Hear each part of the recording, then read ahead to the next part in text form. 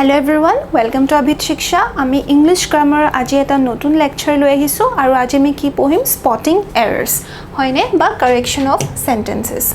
So let's begin. First question to এবাৰ পঢ়ি চাওকচোন. We padded the seat of the chair with camel hairs to make it soft. এই সেন্টেন্সটোকে part কৰি আমি ইয়াত অপশনছ হিচাপে দি দিছো. So we padded the seat of the chair with camel hairs to make it soft. ধৰিব পাৰিছেনে ইয়াত এৰৰ কোড আছে বা মিস্টেক কোড আছে এই ওয়াৰ্ডটোক চাওকচোন আমি হেয়াৰক হেয়াৰছ ক জানো চুলিক জানো আমি কাউন্ট কৰিব পাৰো ইমান চুলি আছে আমি কেনেকৈ কাউন্ট কৰিম এডাল দুডালকেতো কাউন্ট কৰি থাকিব নোৱাৰো সেই কাৰণে হেয়াৰ হৈ গ'ল আনকাউন্টেবল নাউন আৰু হেয়াৰ হক বা ফিশ হক বা ইনফৰমেশন হক বা নিউজ বুলিয়ে কওঁ মই এইবোৰ ওয়াৰ্ডস কি হয় আনকাউন্টেবল নাউন হয় মনত ৰাখিব এইগিটা ওয়াৰ্ডস আনকাউন্টেবল নাউন হয় আৰু যেতিয়া এইগিটা ওয়াৰ্ডস আমি প্লুৰাল ফৰ্মতো ইউজ কৰো ওয়াৰ্ডস কেটা সেমে থাকিব সেই কাৰণে মই ইয়াত s টো অতৰাই দিম আৰু কি কম hair we patted the seat of the chair with camel hair to make it soft আমি fishes নকওঁ আমি hairs নকওঁ আমি informations নকওঁ আমি newses নকওঁ এইগিটা ওয়াৰ্ড কি হয় আনকাউন্টেবল নাউন হয় আৰু আনকাউন্টেবল নাউন সদায় নিজৰ যেনেকুৱা হয় ইনহেৰেন্ট কোৱালিটিটো যেনেকুৱা হয় তেনেকৈ থাকে hair থাকিব fishe থাকিব সো ইয়াত আমি hairsৰ পৰা s টো আঁতৰাই দিম okay we patted the seat of the chair with camel hair to make it soft next You have got a whole week to yourself and you can read to your heart's contents. So, any contents মানে কি বুলি বুজিব পাৰো এখন book আছে ঠিক আছে এখন বুকখনত বেলেগ চেপ্টাৰ নাথাকিব জানো 1 2 3 4 ধৰি লওক ইয়াত মই ইণ্ডিয়াৰ ইন্ট্ৰোডাকচন দিছো ইয়াত মই জিওগ্ৰাফি অফ ইণ্ডিয়াৰ কথা লিখিছো ইয়াত পপুলেশনৰ কথা লিখিছো ইয়াত মই মাইগ্ৰেচনৰ কথা লিখিছো সো বেলেগ চেপ্টাৰ হয় এই চেপ্টাৰ কিটাক আমি কি বুলি কওঁ কন্টেন্টস বুলি কওঁ কন্টেন্টস মানে হল বেলেগ পাৰ্ট chapter book এখনৰ chapters কিটাক আমি contents বুলি ক'ব পাৰো হয়নে কিন্তু ইয়াত দিয়া আছে hearts contents আমি ইয়াৰ পৰা s টো অতৰাই দি simply content বুলি লিখিম কিয় যেতিয়া আমি s অতৰাই দিও আৰু contents word to content হৈ যায় তেতিয়া হৈ গল satisfaction content মানে হল satisfaction তোমাৰ তাত এটা উইক আছে তোমাৰ লগত এটা উইক আছে সো তুমি যিমান মন যায় তোমাৰ যেতিয়ালৈকে তুমি satisfied নহয় যেতিয়ালৈকে তোমাৰ মন নভৰে তুমি এই বুকখন পঢ়িব পাৰা ইয়াত তোমাৰ chaptersৰ নাম কোৱা নাই chaptersৰ কথা কৈছো নাই মই কৈছো hearts contents যেতিয়ালৈকে তোমাৰ মন নভৰে যেতিয়ালৈকে তুমি satisfied নোহোৱা তেতিয়ালৈকে তুমি এই বুকখন পঢ়িব পাৰিবা সেই কাৰণে মই ইয়াত contentsৰ পৰা s টো অতৰাই দিম s letter টো অতৰাই দিম আৰু simply content দিম content মানে হল satisfaction so কি হ'ব you have got a whole week to yourself and you can read to your heart's content so কি গম পালো আমি information fish hair news এগিটা words uncountable nouns হয় আৰু uncountable nouns আমি plural formতো ইউজ কৰিলে এনেকৈ ৰাখিম একো আমি এক্সট্ৰা s এটা এড কৰি নিদিও ঠিক আছে এনেকৈ থাকিব ঠিক আছে then ahi gol hearts contents any contents বুলি কলে chapters বুজাব পাৰো chapter 1 chapter 2 chapter 3 chapter 4 কিন্তু hearts content বুলি কলে মানে satisfaction যেতিয়ালৈকে মন নভৰে তোমাৰ লগত এক সপ্তাহ আছে সো তুমি যিমান মন যায় যেতিয়ালৈকে তোমাৰ মন নভৰে তুমি কিতাপখন পঢ়িব পাৰা এক সপ্তাহৰ ভিতৰত সো কি হ'ব hearts content Next, we had taken great pain to check the structural soundness of the coachwork. Pain মানে কি হয়? Pain মানে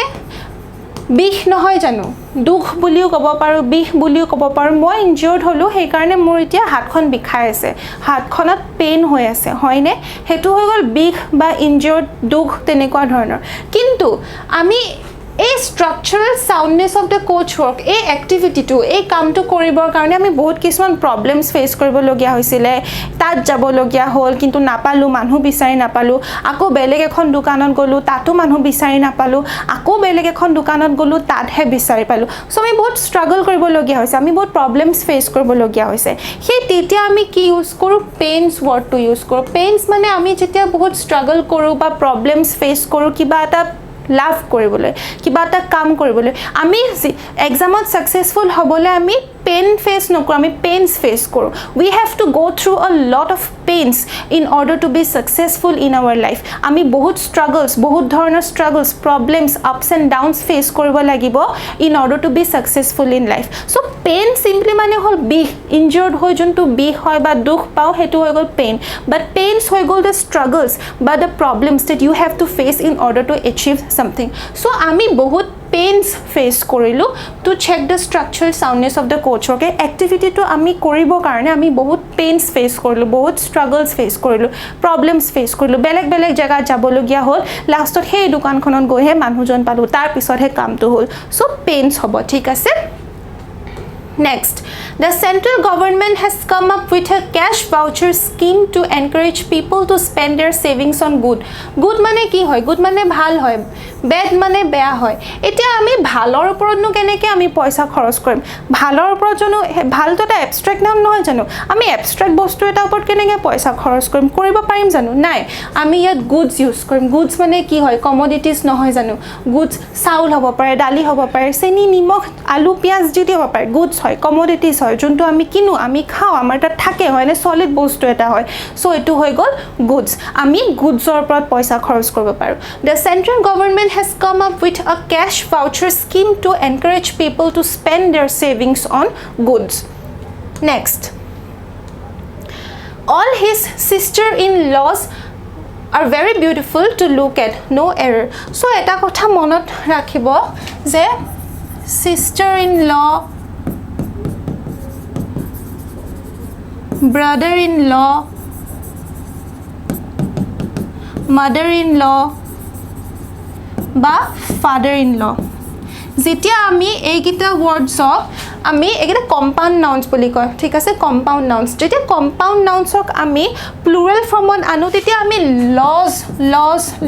লজ নকওঁ আমি সিস্টার্স ইন ল বুলি কওঁ আমি ব্রাদার্স ইন ল বুলি কওঁ আমি মাদার্স ইন ল বুলি কওঁ আমি ফাদার্স ইন ল বুলি কওঁ so yat ki hobo itia all his sisters in law are very beautiful to look at yat je sisters in law hobo and sister in law no hoy ami kene gom palu yat are nai jano all nai jano all aru are amak etu janibo help korise ki plural formot ase singular formot no plural formot ase so ki hobo all his sisters in law are very beautiful to look at next Suresh is busy in his work for his presentation.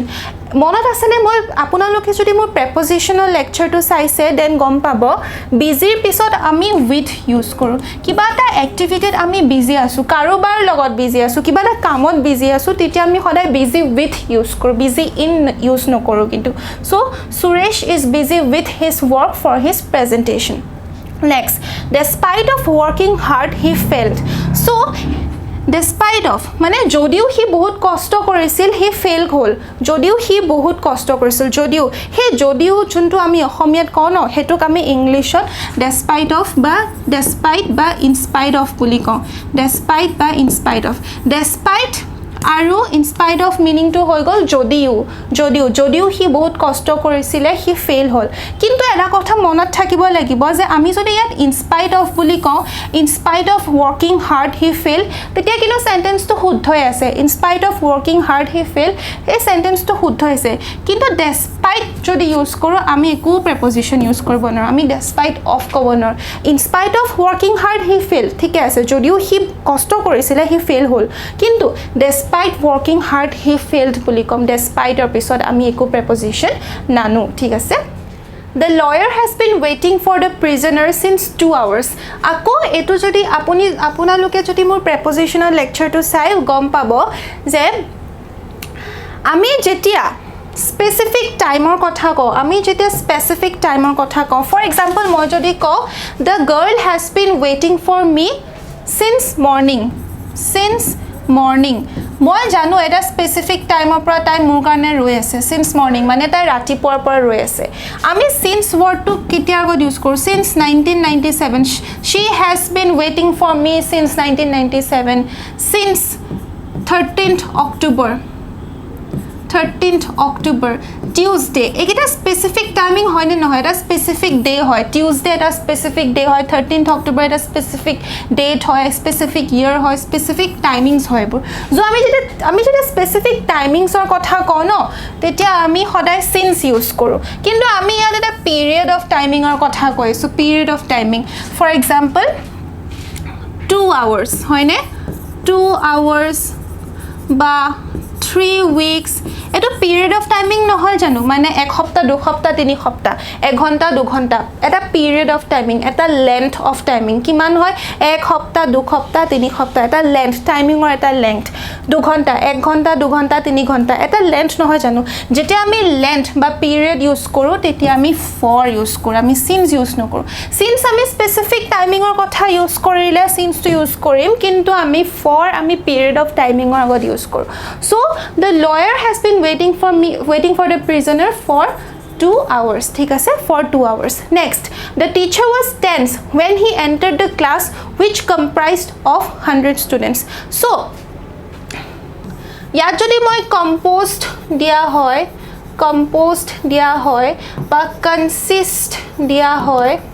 বা consist দিয়া হয় তেতিয়া মই এইগিটা ওয়াৰ্ডসৰ পিছত of প্ৰেপজিশনটো use কৰিব পাৰিলো হয় কিন্তু comprised পিছত একো প্ৰেপজিশন নাহে simply মই comprised a 100 students এ কম কিন্তু মই এনেকে ক'ব পাৰিলো হয় composed of 100 students বা consist of 100 students but comprised পিছত নাহিব কিন্তু comprised a 100 students next A large sign near the entrance warns the visitors to beware about bears. So, আপোনালোকে সকলোৱে সাইন্স দেখা পায় গেটত যে লগা হৈ থাকে beware of dogs হয়নে beware of dogs তাৰ পৰাই মই আনিছো আইডিয়াটো যে এই beware wordটো পিছত আমি সদায় অফ প্ৰেপজিশনটো ইউজ কৰোঁ beware দেখিলে আপোনালোকে হে সাইন বোৰ্ডখনলৈ মনত পেলাব beware পিছত কি আছিল beware of dogs বুলি লিখা থাকে হয়নে সো beware পিছত অফ আমি ইউজ কৰোঁ a large sign near the entrance warns the visitors to beware of bears next the robbers were caught just before they were about to escape the jail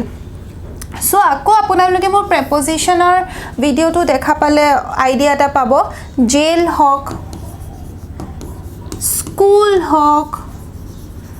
gym হক এবোৰ জেগাৰ পাৰপাস কি হয় gel আমি কিয় যাওঁ কিবা criminal activities perform কৰিলে কিবা crime কৰিলে আমি জেল যাওঁ স্কুল আমি পঢ়িব যাওঁ জিম আমি এক্সাৰসাইজ কৰিব যাওঁ ওয়াৰ্কআউট কৰিব যাওঁ সো ইহঁতৰ ইনহেৰেন্ট পাৰপাসে হ'ল যে